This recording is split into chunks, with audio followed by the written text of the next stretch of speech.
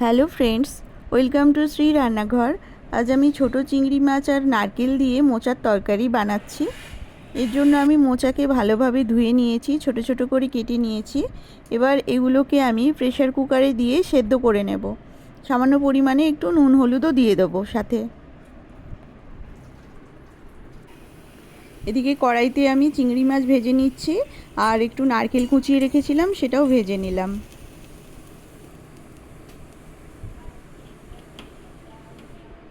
সব কিছু ভালোভাবে ভাজার পর এবার যে আমি আলু বেগুন কেটে রেখেছিলাম সেটা আমি কড়াইতে দিয়ে কষে নিচ্ছি।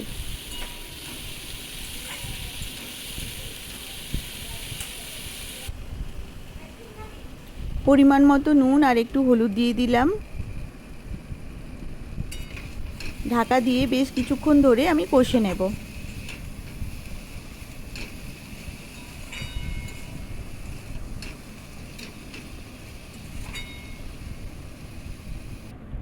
এটা কষানো হয়ে গিয়েছে। এবার আমি যে মোচাটা যে সেদ্ধ করেছিলাম সেটা আমি জল ঝরিয়ে রেখেছি।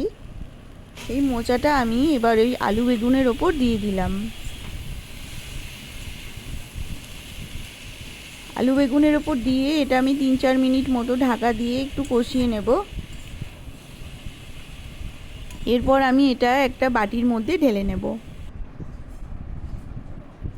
কড়াইতে তেল দিয়ে আমি এবার সাদা জিরে ফোড়ন দিয়ে দিচ্ছি, আর একটা শুকনো লঙ্কাও দিয়ে দিচ্ছি।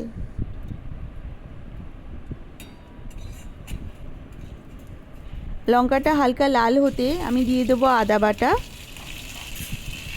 বড় চামচের 1 চামচ পরিমাণ আদা বাটা দিয়েছি, আর হাফ চামচ মতো আমি জিরে বাটা দিলাম।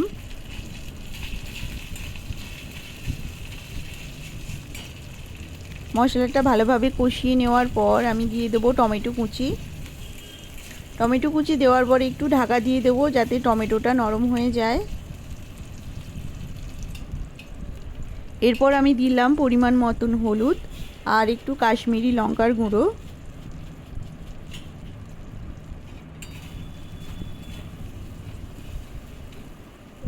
সামান্য একটু মশলার জল দিয়ে দিচ্ছি। ঢাকা দিয়ে মশলাটা কষিয়ে নেব যতক্ষণ না মশলা থেকে তেল ছেড়ে দেয়।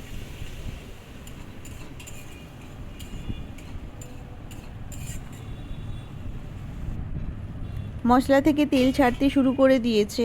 এবার আমি যে চিংড়ি মাছ আর নারকেল যেটা ভেজে রেখেছিলাম সেগুলো আমি দিয়ে দিলাম।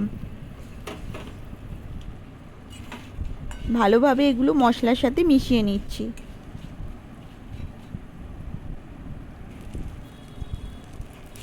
এরপর কষে রাখা আলু বেগুন আর মোচা একসঙ্গে আমি এই মশলার ওপর দিয়ে দেবো। ভালোভাবে মিশিয়ে নেব। ঢাকা দিয়ে 4-5 মিনিট মতন ভালোভাবে কষিয়ে নেব মশলার সাথে।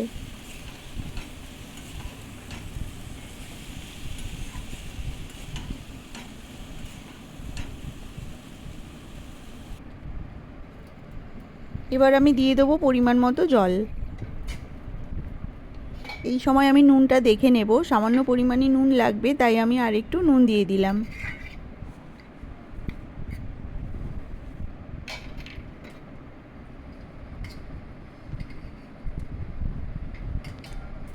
এটা আমি ঢাকা দিয়ে ফুটিয়ে নিচ্ছি যতক্ষণ না আলু বেগুন সব ভালোভাবে সেদ্ধ হচ্ছে। ভালোভাবে সব সেদ্ধ হয়ে গিয়েছে। এবার একটা ডাল কাটা দিয়ে আমি ভালোভাবে এটা একটু থেঁতলে নেব যাতে তরকারিটা অনেকটা মাখো মাখো ভাব আসে। সামান্য পরিমাণে ওপর থেকে চিনি ছড়িয়ে দিচ্ছি, আর দিয়ে দেবো গরম মশলা বেটে রেখেছিলাম সেটাও আমি ওপর থেকে এবারে দিয়ে দেবো।